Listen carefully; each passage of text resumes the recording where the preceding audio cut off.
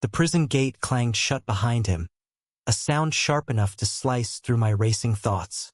I stood there, heart hammering, as Ethan Caldwell, once a rising star in Seattle's legal world, stepped into the dim glow of the parking lot, free after 2 years. His eyes, still sharp despite the shadows under them, locked onto mine, and I swear the air crackled. My name's Riley Navarro, a 28-year-old mechanic with a knack for fixing more than just cars. I'd spent the last 6 months digging through case files, chasing leads, and calling in every favor I had to prove Ethan's innocence. He'd been framed for embezzlement, a corporate conspiracy that crumbled when I found the real culprit's digital fingerprints. Now, here he was, 29, broad-shouldered, with a face that could have graced a magazine if it weren't etched with the weight of betrayal. "You're the guy who saved my ass," Ethan said, his voice low, rough from disuse. He stepped closer, and I caught the faint scent of institutional soap clinging to him. "Why'd you do it, Riley? You don't even know me." I shrugged, trying to play it cool, but my pulse betrayed me. Seemed like the right thing. Plus, I hate suits who think they can bury people like us. He laughed, a short, broken sound that made my chest ache. "Us?" he repeated, like he was tasting the word. "You got no idea what you're in for, do you?" That was the hook. Ethan wasn't just a lawyer with a rap sheet. He was a storm waiting to break. And I, the idiot who'd spent half a year obsessed with his case, was about to get swept up in it. The Seattle night was damp, the kind of drizzle that sneaks under your jacket. I drove Ethan to my place, a cramped apartment above my auto shop in Capitol Hill. He didn't talk much, just stared out the window as the city blurred past. I stole glances at him, noting the way his jaw clenched, how his fingers twitched like they were itching for something to hold on to. Inside, I handed him a beer, and we sat on my worn-out couch. The silence was heavy, but not uncomfortable. "So," I started, "what's next for you? Back to the courtroom? Suing the bastards who set you up?" Ethan's eyes flicked to mine, and for a moment, I saw something raw, vulnerable, even. "I don't know, Riley. 2 years in a cell, it changes you. I'm not sure I'm that guy anymore." He leaned forward, elbows on his knees. "But I owe you. Big time. Name your price." I snorted. "I'm not a mercenary. I did it because..." I stopped, the words catching in my throat. "Because I saw your face in those case files and couldn't look away. Because your story felt like mine somehow. Because it mattered," I finished lamely. He tilted his head, studying me. "You're a terrible liar," he said, but there was a spark in his eyes, like he'd caught a glimpse of something I wasn't ready to show. "Give me a few days to figure myself out. Then I'm taking you out. One night. You won't forget it." My stomach flipped. "You don't owe me a date, Ethan." "Who said anything about a date?" he teased, but his smile was dangerous, like he knew exactly what he was doing to me. The next morning, I found Ethan in my shop, poking around my tools. He looked out of place in my spare clothes. My old flannel stretched across his shoulders, but somehow he fit. "You're up early?" I said, wiping grease off my hands. "Couldn't sleep," he admitted. "Kept thinking about everything." He picked up a wrench, turning it over in his hands. "You ever feel like you're running from something, but you don't know what?" I nodded, thinking of my own past. Growing up in a small town, hiding who I was, leaving it all behind for a city that didn't care. "Yeah, all the time." He set the wrench down and stepped closer. "You're not what I expected, Riley. Most people would have taken the reward money and walked away." "There was reward money?" I joked, but my voice cracked. He was too close, his presence overwhelming. I could see the faint stubble on his jaw, the way his eyes softened when he looked at me. "Stick around," he said quietly. "You'll see what I mean." That day we talked, really talked, about his life before prison, top of his law class, fighting for underdogs in court.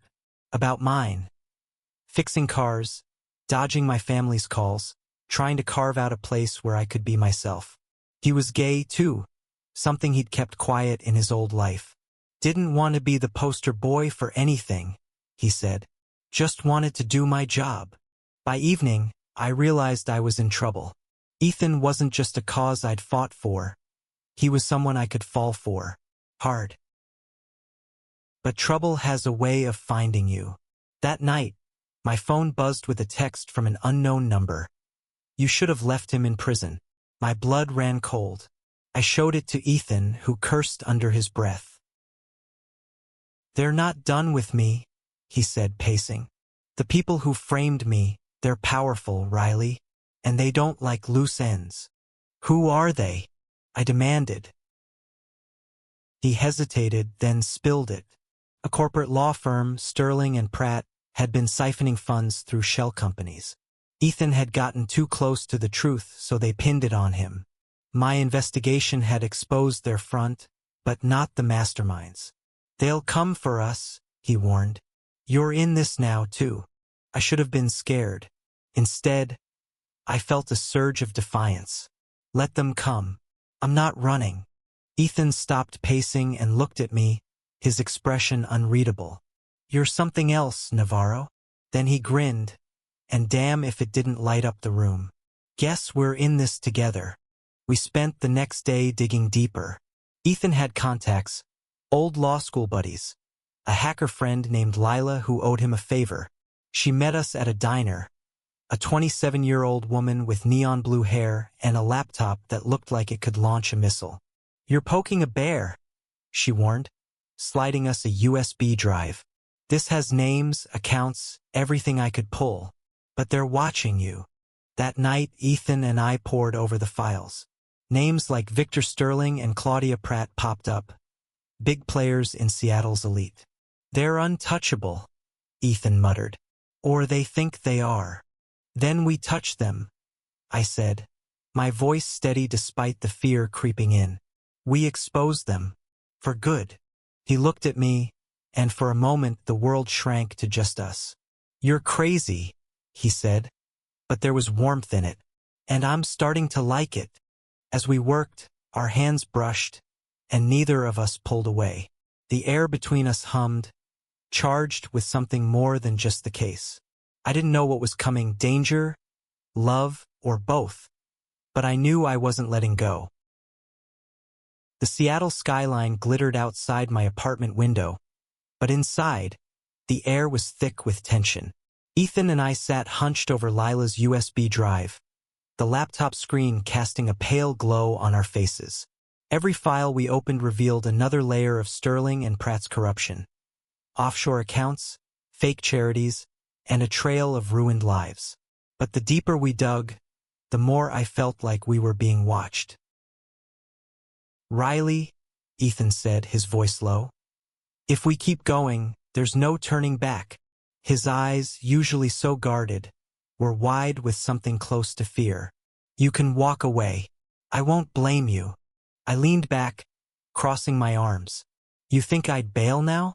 After all this? I gestured to the mess of papers and empty coffee cups around us. I'm not built like that, Ethan. He studied me for a long moment, then nodded. Okay, but if this goes south, you stick close. Promise me. Promise? I said, my throat tight. His concern wasn't just about the case. It felt personal, like he was already tying himself to me in ways I hadn't dared hope for. The next morning, we met Lila at a crowded coffee shop in Pike Place Market. She slid into the booth, her eyes darting to the door. They know you have the files, she whispered. Sterling's got people everywhere. Cops, PIs, even some tech guys tracking your phones. Ethan's jaw tightened. How long do we have? A day, maybe two, she said. You need to get this to someone clean. A journalist, maybe. I know a guy, Marcus Tate. He's with the Seattle Times. Hates corruption as much as you do. I glanced at Ethan. You trust him. I trust Lila. he said. That's enough. We left the coffee shop separately, Ethan and I taking a winding route back to my place. The city felt different now, like every shadow hid a threat. As we walked, Ethan's hand brushed mine, and this time he didn't pull away. Instead, his fingers curled around mine, brief but deliberate. My heart stuttered. "You're not what I expected either," I said, echoing his words from days ago. He smirked. "Good. Keeps things interesting." Back at the apartment, we drafted an email to Marcus Tate, attaching the key files. But before we could hit send, my phone buzzed again. Another text. "Stop digging, Navarro, or you both disappear." My hands shook as I showed it to Ethan. "They're scared," he said, but his voice was unsteady. "That means we're close. Or we're dead." I shot back. "We need a plan, Ethan. Something more than emailing a reporter and hoping for the best." He paced, then stopped. "There's a safe deposit box. I set it up before they arrested me. It's got hard copies of some of this, proof they couldn't destroy. If we get it, we can hand it to Marcus in person. Make sure it's airtight." "Where's the box?" I asked. "First National Bank. Downtown." He hesitated. "But it's risky. They'll be watching." "Then we move fast," I said. "Tonight." Under the cover of darkness, we slipped into the bank. Ethan had a key, but the security guard gave us a hard look. My pulse raced as we signed in under fake names, Ethan's hand steady as he scrawled his alias. The box held a stack of documents, ledgers, emails, even a signed confession from a low-level accountant who'd flipped before vanishing. As we left, a black SUV idled across the street. "Riley?" Ethan whispered, grabbing my arm. "Don't look. Just walk." We made it 2 blocks before the SUV roared up, cutting us off. 2 men in dark suits stepped out, their faces blank but menacing. "Hand it over, Caldwell," one said, his voice like gravel. Ethan stepped in front of me, his stance protective. "You're not getting shit," he spat. The second man lunged, but I was faster. Years of hauling engines had made me strong, and I tackled him to the ground, my fist connecting with his jaw. Ethan grappled with the other, but a third figure emerged from the shadows. A woman, Claudia Pratt herself, her eyes cold as steel. "You're out of your depth, boys," she said, pulling a gun. Time slowed. Ethan's hand found mine, squeezing hard. "Run," he whispered, but I couldn't move. Not with her finger on the trigger, not with him standing between me and a bullet. "Let him go," I said, my voice steady despite the fear clawing my chest. "You want the papers? Take them. Just let him walk." Claudia's lips curled. "You think I'm here to negotiate?" She stepped closer, the gun trained on Ethan. "You should have stayed in your lane, mechanic." Ethan's eyes met mine, and in that moment, I saw everything: regret, defiance, and something deeper, something that made my heart ache. "Riley," he said softly, "you were worth it." Before I could respond, a siren wailed in the distance.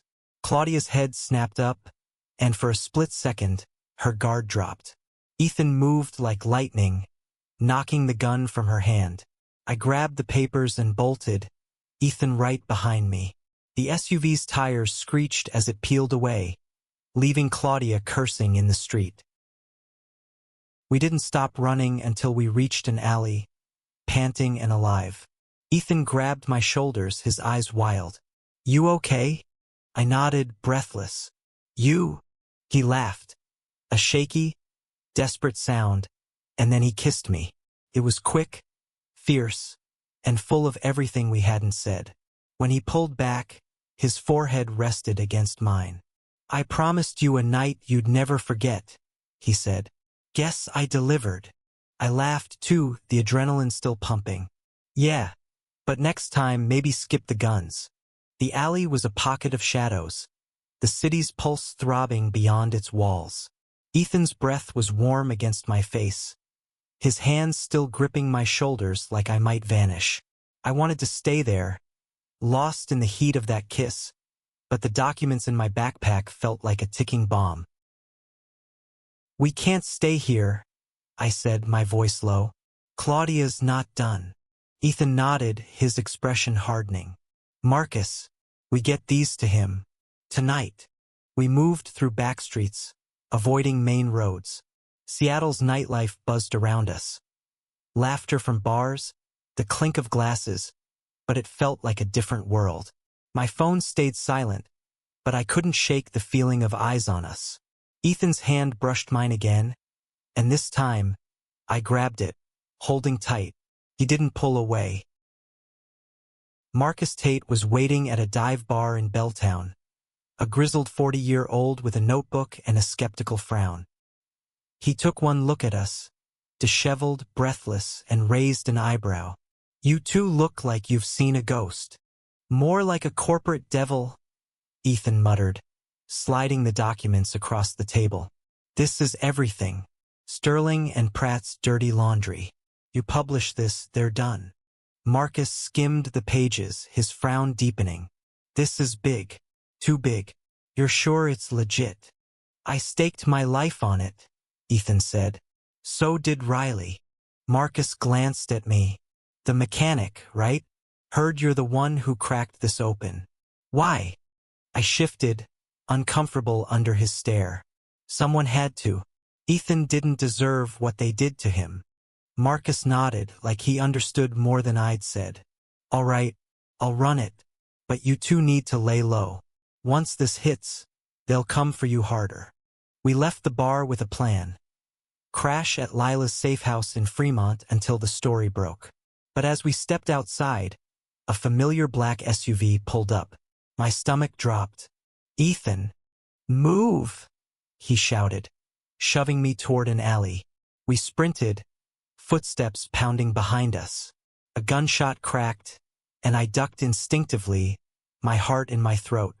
Ethan yanked me behind a dumpster, his body shielding mine. "They're not playing anymore," he panted. "We need to split up." "No way," I snapped. "We're in this together, remember?"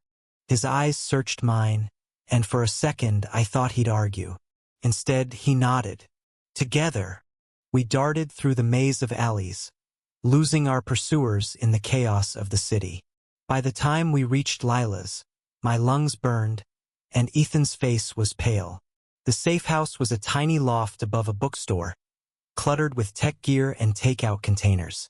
Lila was waiting, her expression grim. "You're hot," she said, tossing us burner phones. "Ditch your old ones. Now." As we settled in, Ethan pulled me aside. "Riley, I need to tell you something." His voice was soft, almost hesitant. "In prison, I thought I'd lost everything. My career, my freedom, my chance at this." He gestured between us. "You gave me a reason to keep going." My chest tightened. "Ethan, He cut me off with a kiss, slower this time, like he was savoring it. When he pulled back, his eyes were bright. "Whatever happens, I'm glad it's with you." The next day, we stayed glued to Lila's laptop, waiting for Marcus's story to drop. When it did, the internet exploded. Seattle Times headlines screamed, "Corporate conspiracy exposed. Sterling and Pratt's fall." Social media buzzed with outrage, and Victor Sterling's name trended for all the wrong reasons. But the victory was short-lived. Lila's phone pinged with a message from an anonymous source. "They're coming for you. Leave now." We barely had time to grab the essentials before we were out the door, piling into Lila's beat-up van. "Where to?" she asked, her hands tight on the wheel. "Anywhere but here," Ethan said. "We need time to figure out our next move." I glanced at him, his profile sharp against the passing city lights. "We're not running forever," I said. "We end this." He met my gaze, a spark of admiration in his eyes. "You're relentless. You know that? Learn from the best." I shot back, and he laughed, the sound easing the knot in my chest. Lila drove us to a cabin in the Cascades, a friend's off-grid retreat. It was remote, surrounded by towering pines and the kind of quiet that makes you hear your own heartbeat. We settled in, but the tension followed us. Every creak of the floorboards made me jump. That night, Ethan and I sat by a small fire, the documents spread out between us. "There's one name missing," he said, tapping a page. "Someone higher up. Sterling and Pratt are puppets. We need the real player." I nodded, but my mind was elsewhere. The firelight danced across his face, highlighting the lines of exhaustion and determination. I reached for his hand, and he laced his fingers through mine.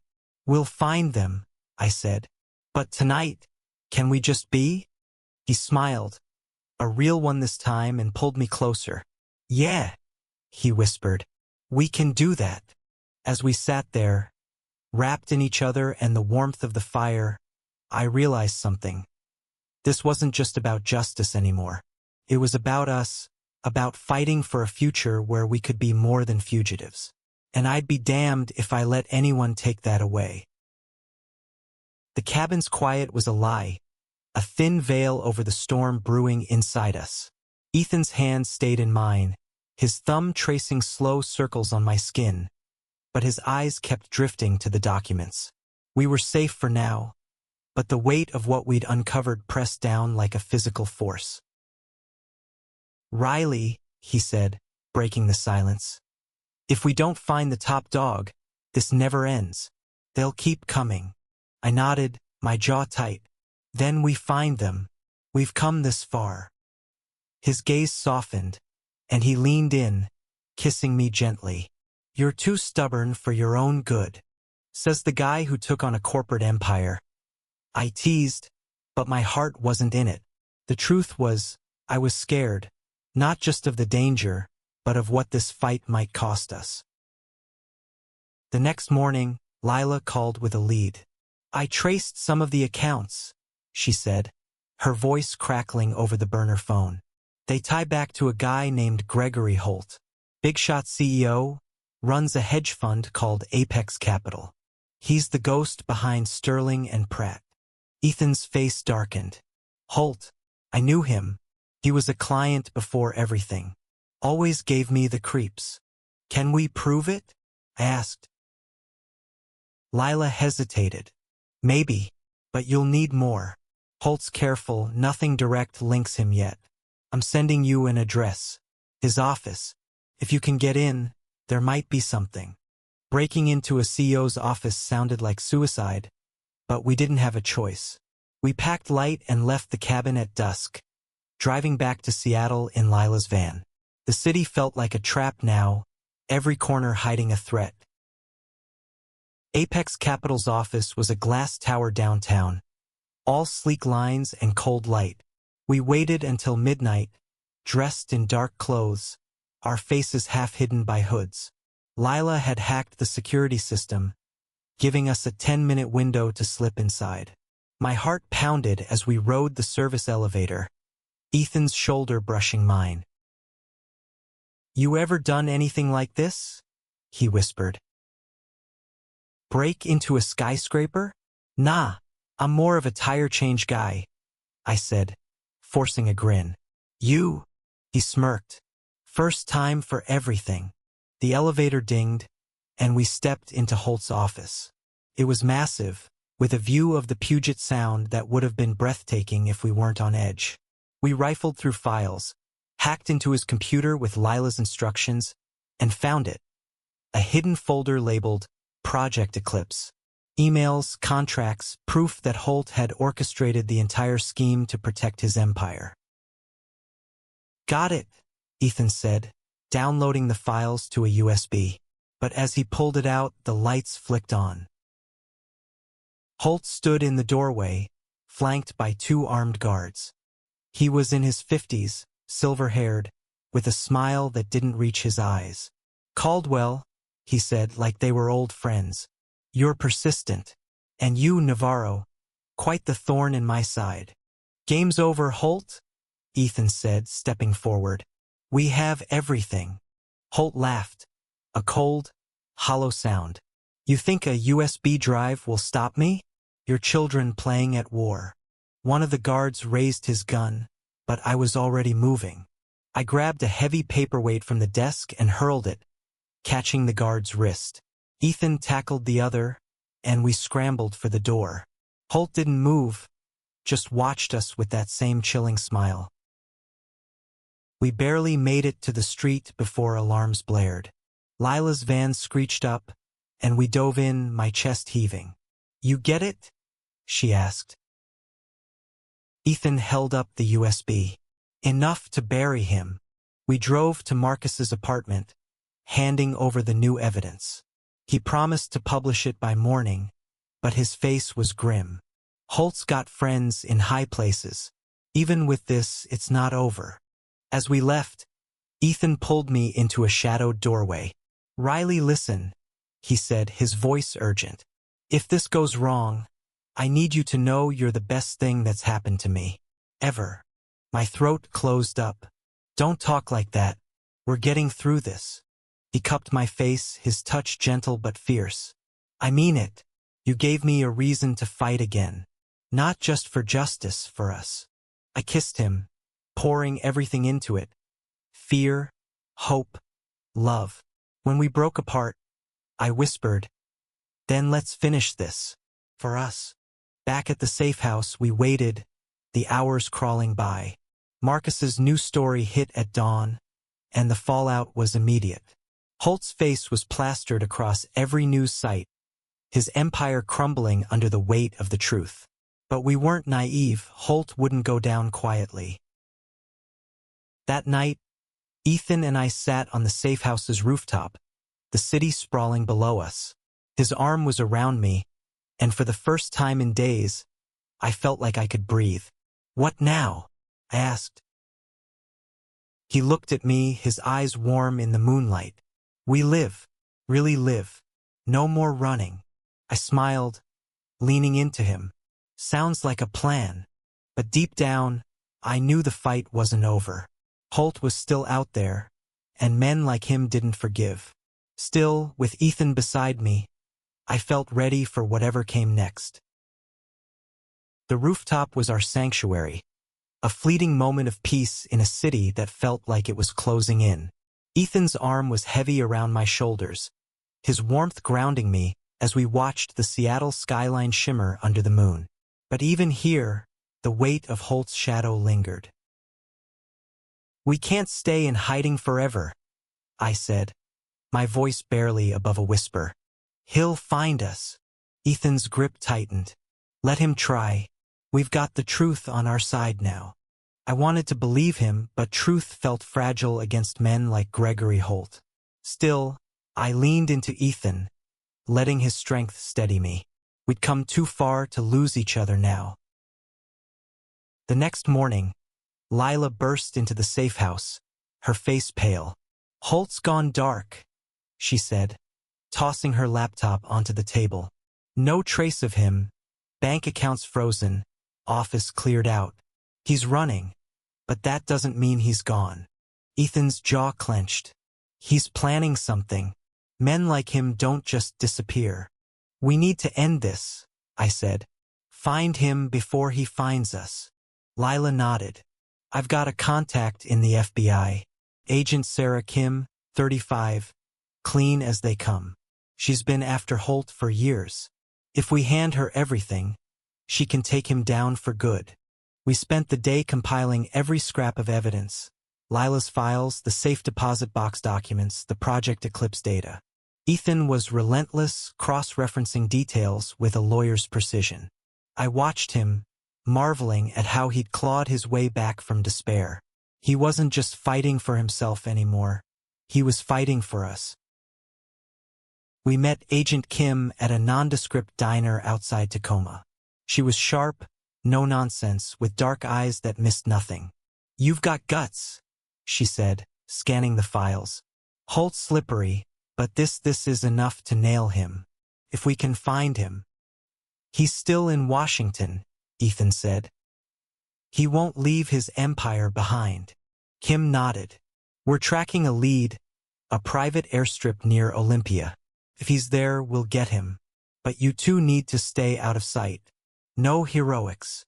I glanced at Ethan, knowing neither of us could sit this out. We'll be careful, I lied. That night, we followed Kim's tip to the airstrip. It was a risk, but sitting still felt worse. The place was deserted, save for a single plane and a handful of armed men. Holt was there, pacing, his silver hair glinting under the floodlights. My heart pounded as we crouched behind a stack of crates, watching. He's leaving, Ethan whispered. We can't let him. Before I could argue, he was moving, silent and fast. I cursed under my breath and followed. We crept closer, close enough to hear Holt barking orders. Get the plane ready. I want out by dawn. That's when it went wrong. One of his men spotted us, and chaos erupted. Shots rang out, and I tackled Ethan behind a fuel drum. You idiot, I hissed. You're gonna get us killed. He grinned, breathless. Worth it to see you pissed. I wanted to throttle him, but there was no time. Kim's team arrived, sirens blaring, and the airstrip turned into a war zone. Holt's men scattered, but he stood his ground, his eyes locking onto us. You think you've won? He shouted. This isn't over.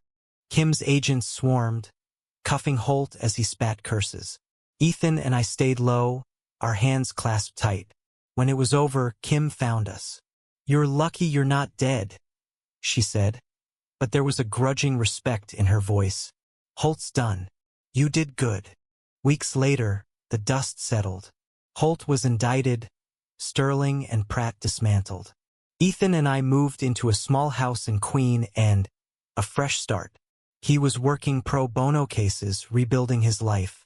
I was back in my shop, but now I had him to come home to. One night, on that same rooftop where we'd first found peace, Ethan kept his promise. He'd planned a night under the stars. Candles, music, just us. As we danced, his arms around me, he whispered, You saved me, Riley. Not just from prison, from myself. I kissed him, slow and deep, the city humming below. We saved each other, I said. And we had. Against all odds, we'd found something worth fighting for. Not just justice, but a love that burned brighter than the danger we'd faced. Holt was gone, but the scars remained, a reminder of what we'd overcome. Together, we were unstoppable, and the future was ours to build.